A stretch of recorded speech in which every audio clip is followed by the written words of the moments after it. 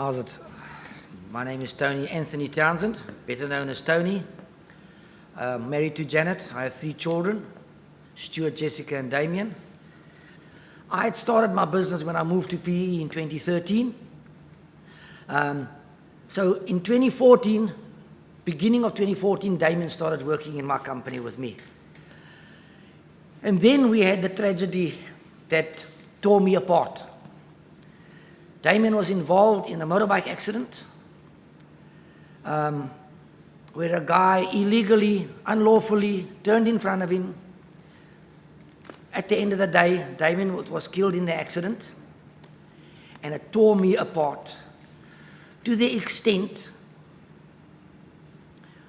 where I almost turned my back on God, because that is why I felt, because when I said to God, why did you do it? He couldn't answer me. And the scriptures that people were sending me, for an example, in Jeremiah, I was reading through Jeremiah, and I was reading through Jeremiah, and I was reading through Jeremiah, and I couldn't find the scriptures.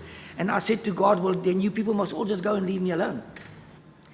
And I pushed God aside, and I went wild again. Now, I come from the wild side of life. I was a very, very naughty boy back in the day. And I fell back into those naughty ways. And I fell back into those naughty ways for quite a bit of time. But amazingly, come Sunday, I get up and I go to church. Some Sundays I'm halfway to church, I make U-turn, I go home. Other days I get to church, I manage to sit through the service. Other Sundays I'm into the service, halfway into worship, I'm out of there. Because I was wrestling. And I was fighting with God in it. And the more I was almost seeing God trying to push through to me, I was pushing him away. Because I thought to myself, he had done dishonor to me. He had, if I can say, pulled a move on me by taking my boy. Damien, I love all my children, but Damien was carbon copy of Dad. In the looks and in the ways, excepting the hair. There was one man that I could not forgive, and I vowed never to forgive. And that was the man that caused the accident and took my son's life.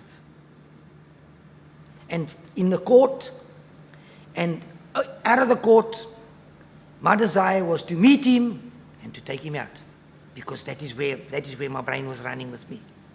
And God guided me in that. And the way he guided me was, when I go to bed at night, I say, Our Father, before I close my eyes to sleep.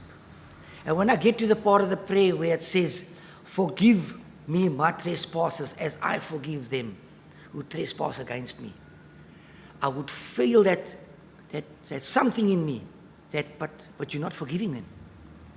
And I took that to God. And God started dealing with me and leading me.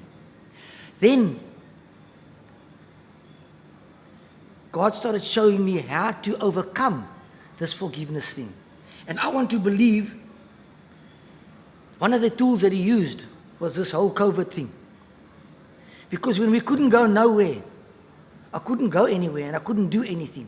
So all I did was I watched TV, and then I got tired of TV. So then instead of reading the Bible in the morning and reading the Bible in the evening, I started reading the Bible the whole day through. Just reading and seeking God and reading and seeking God continuously. And in that, I started going closer and closer to God, and I started understanding, and I started saying, Lord, but how do I forgive this man if my heart is so bitter and it is hurting me so much? Because it's no use me saying, okay, Lord, I forgive him, but in my heart I don't forgive him. Should I come across him one day, would I be able to say to him, you know what, Newton Komalo, I forgive you? And I believed that I couldn't. And in all of that, God gave me a scripture. It's in Hebrews chapter 2. The verse that actually God gave me was verse 3.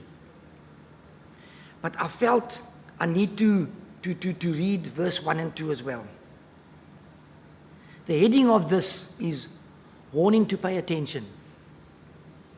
We must pay the most careful attention therefore, to what we have heard, so that we do not drift away. For since the message spoken through the angels was binding, and every violation and disobedience received its just punishment. Verse 3, how shall we escape if we ignore so great a salvation? This salvation, which was first announced by the Lord and was confirmed to us by those who heard him. And when God gave me that, I realized that I am ready for forgiveness. And I am ready to be a child of God like I was when I was in East London. And I was ready to be more than what I was in East London. Because the desire to serve God was back, but it was back tenfold more. It wasn't back in 5%, it was back in 50, 100, 150%. And I sat down and I thought to myself, okay, I'm going to pray this prayer, and I'm going to ask God for forgiveness, and then it's all sorted out. But then I was reminded of a scripture that says we need to do it in front of witnesses. So I phoned Nick and Shelley, and I asked them if I could have a meeting with them. And I sat down and I shared with them basically what I'm sharing today. And I still thought, well, okay, Nick's going to pray the prayer and then I'm finished. And Nick said, okay, right, Tony? So you ready to ask for forgiveness? I said, yeah. He says, well, then start praying.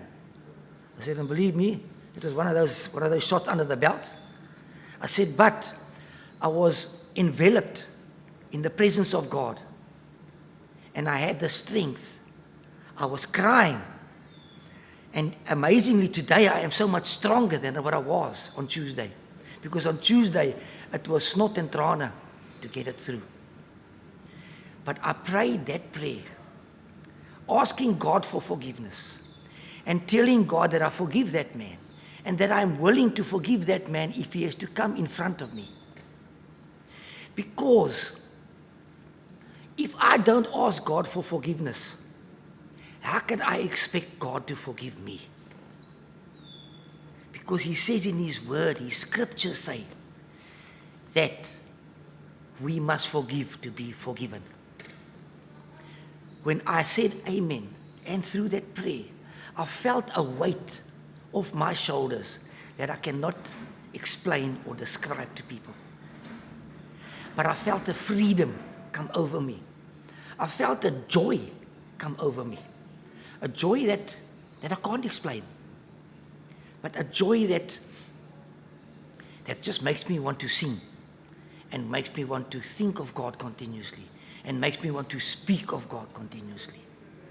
No matter where, no matter what, no matter who, I just want to speak of him and I just want to share his unconditional love that is poured out to me and that is poured out to everybody. His grace that is renewed daily for each and every one of us. The decision I have made, I will never turn on and I will stay steadfast no matter what, because I know no weapon formed against me shall prosper. If God is for me, there's nobody that can be against me.